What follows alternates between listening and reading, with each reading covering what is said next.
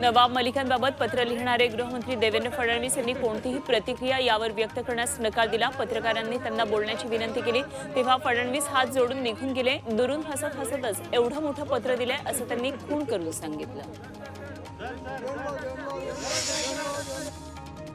गिरीश महाजनांनीही नवाब मलिकांच्या महायुतीला पाठिंबा नको आहे अशी भूमिका मांडली आहे। तर शिंदे गटानेही फडणवीसांचं पत्राचं समर्थन केलंय आणि त्यामुळे आता भाजप आणि शिंदे गट विरुद्ध अजित पवार गट असा संघर्ष होण्याची चिन्ह आहेत। म्हणजे सत्ताधारी पक्षामध्ये सुद्धा नाही।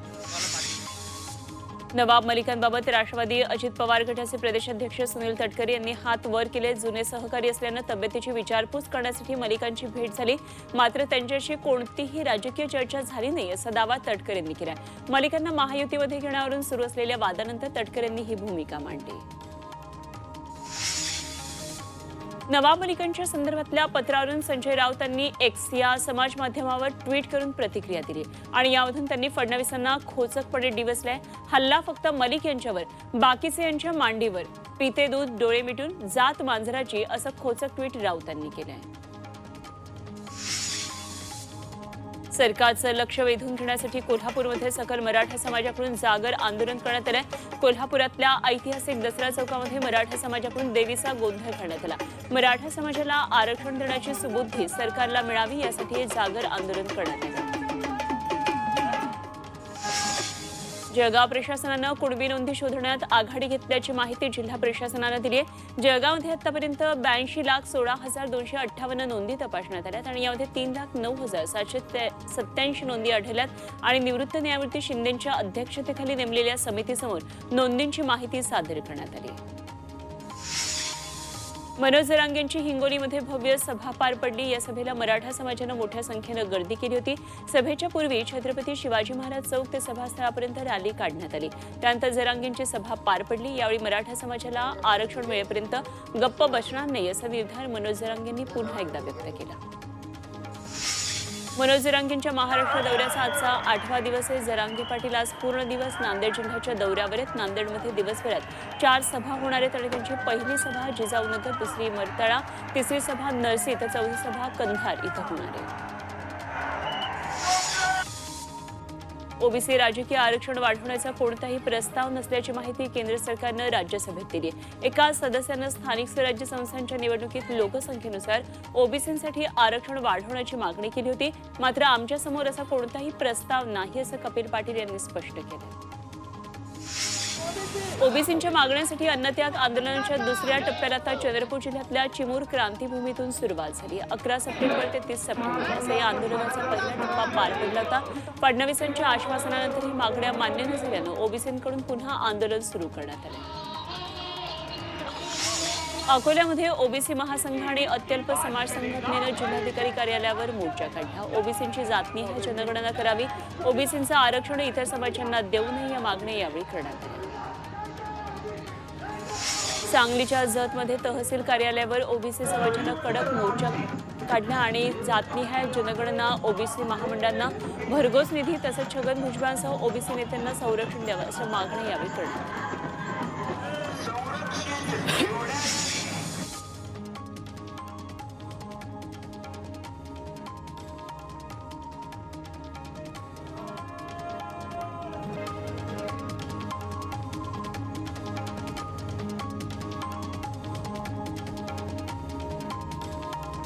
शिंदे गटातले आमदार आपल्याच मंत्र्यांवर नाराज असल्याची माहिती सूत्रांनी दिली आहे। कामं होत नसल्याचा आरोप करत आमदारांनी नाराजी व्यक्त केली आहे। मुख्यमंत्री एकनाथ शिंदेंसमोरच आमदारांनी मंत्र्यांची खरडपट्टी काढली। आमदारांच्या या नाराजी नाट्यानंतर मुख्यमंत्री एकनाथ शिंदे यांच्याकडून मंत्र्यांना तंबी देण्यात आली आहे। भाजपच्या संसदीय गटाच्या बैठकीत पंतप्रधान नरेंद्र मोदींचा सत्कार करण्यात आला। यावेळी बोलताना 3 राज्यांमधील भाजपचा विजय हा सामूहिक विजय असून सरकारच्या सर्व योजना जनसामान्यांपर्यंत पोहोचवण्याचं काम करण्याचं आवाहन त्यांनी केलं। धुळ्यामध्ये राष्ट्रीय राजपूत करणी सेनेचे मोर्चा काढला होता। तर करणी सेनेचे राष्ट्रीय अध्यक्ष सुखदेव सिंग गोगामेडी यांची गोळ्या घालून हत्या करण्यात आली आणि त्याचा निषेध म्हणून जिल्हाधिकारी कार्यालयाबाहेर आंदोलन करण्यात आलं। वर्ध्यात रोहित पवार यांची पुस्तक तुला करण्यात आली। छत्रपती शिवाजी महाराज चौकात सभेपूर्वी रोहित पवार यांची पुस्तक तुला केली। या पुस्तक तुलेमध्ये थोर पुरुष तसंच स्पर्धा परीक्षेचा पुस्तकांचा समावेश होता। वर्ध्याचे राष्ट्रवादी युवा नेते समीर देशमुख यांच्याकडून रोहित पवार यांना पुस्तक भेट देण्यात आलं।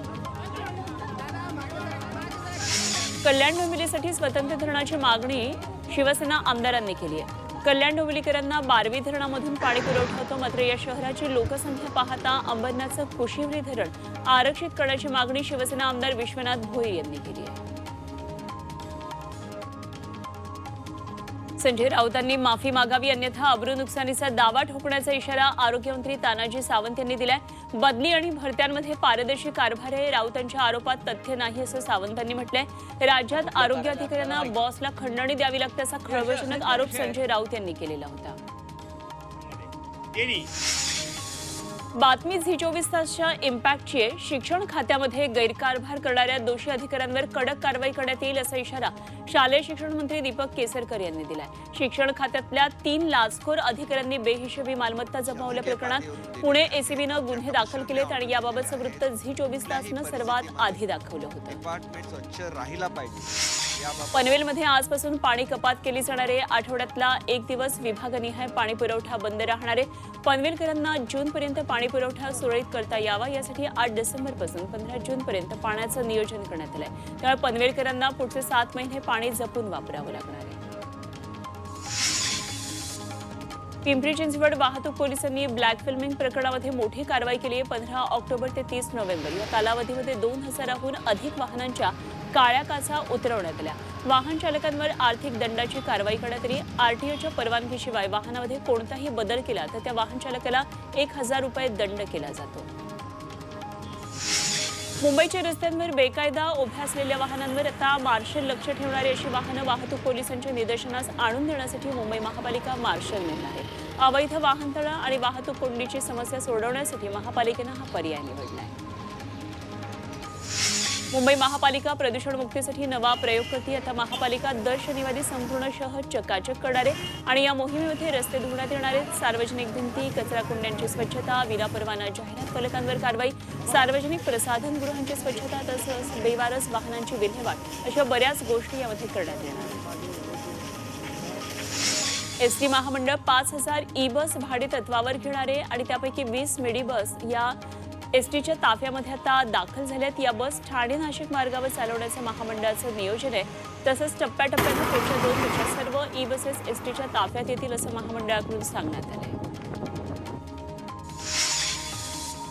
पश्चिम रेल्वेवर 8 महिन्यामध्ये विना तिकीट प्रवाशांकडून 115 कोटी 71 लाखांचा दंड वसूल केलाय। सध्या लोकलच्या तुलनेत एसी लोकलमध्ये विना तिकीट प्रवाशांची संख्या 68% वाढली आहे आणि एसी लोकलमध्ये 44,000पेक्षा जास्त फुकट्यांवर कारवाई करण्यात आली आहे।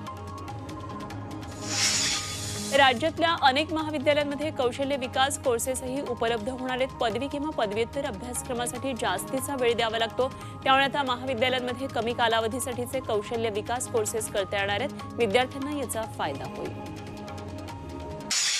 चंद्रपूर शहर आज चक्क धुक्यानं वेढलं होतं। पसरलेल्या दाट धुक्यानं नागरिकांना जवळपास 25 वर्षांपूर्वीच्या सुखद हिवाळ्याची आठवण झाली। सतत प्रदूषणाच्या धुरानं चर्चेत असलेले चंद्रपूर शहर एखाद्या हिल स्टेशनप्रमाणे गारठ्यामध्ये हरवून गेल्याचा आनंद नागरिकांनी घेतला। ऊसापासून इथेनॉल तयार करण्यावर बंदी घालण्यात आली आहे, त्यामुळे आता इथेनॉलसाठी ऊसाचा वापर करता येणार नाहीये। केंद्र सरकारनं याबाबत नोटिफिकेशन जारी केलंय। निर्णयाचा साखर कारखान्यांना आणि ऊस उत्पादकांना फटका बसणार आहे। या निर्णयाला विरोध करत राज्य मंत्रिमंडळाचं शिष्टमंडळ केंद्रीय सहकार मंत्र्यांची भेट घेणार आहे। मुख्यमंत्री एकनाथ शिंदे, उपमुख्यमंत्री देवेंद्र फडणवीस, कृषी मंत्री धनंजय मुंडे, मदत आणि पुनर्वसन मंत्री अनिल पाटील यांनी नागपूर जिल्ह्यातल्या मौदा गावी जाऊन अवकाळी पावसानं झालेल्या नुकसानीची पाहणी केली। शेतकऱ्यांशी संवाद साधला। यावेळी शेतकऱ्यांनी नुकसान भरपाईची मागणी केली। त्यानंतर ते तरसगावमध्ये शेताच्या बांधावर गेले। निफाडमध्ये द्राक्ष आणि कांद्यापाठोपाठ टोमॅटो पिकाला गारपीट आणि अवकाळीचा फटका बसला। टोमॅटोच्या 20 किलोच्या क्रेटला 600 ते 700 रुपये असा बाजारभाव होता। यामधून 20 ते 25 लाख रुपयांचं उत्पन्न हाती आलं असतं, मात्र गारपीटीमुळे संपूर्ण टोमॅटोचं पीक खराब होऊन हातातोंडाशी आलेला घास हिरावला गेलाय। यवतमाळमध्ये विमा रकमेला सुरक्षा देण्याच्या मागणीसाठी शेतकऱ्यांनी मोर्चा काढला। बैलगाडीत तिजोरी ठेवून यामध्ये 52 रुपये 99 पैसे ठेवण्यात आले आणि यासह पोहच्या जिल्हाधिकारी कार्यालयात धडकला। अतिवृष्टीमुळे अतोनात नुकसान होऊन विमा कंपन्यांनी शेतकऱ्यांच्या हाती तुटपुंजी रक्कम ठेवली म्हणून निषेध करण्यात आला।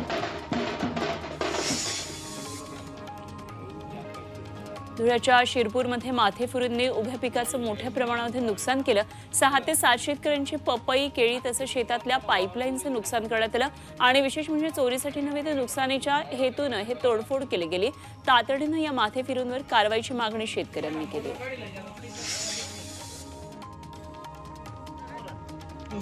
सोलापुरात माळशिरस तालुक्यातल्या पिलीवमध्ये महालक्ष्मी मंदिर परिसरात रस्त्याचं काम निकृष्ट दर्जाचं झाल्याचा आरोप होतोय। ठेकेदाराच्या निकृष्ट कामाकडे प्रशासन दुर्लक्ष करत असल्याची स्थानिकांची तक्रार आहे। त्यामुळे हा रस्ता चांगल्या दर्जाचा झाला नाही तर ग्रामस्थांनी आंदोलनाचा इशारा दिला।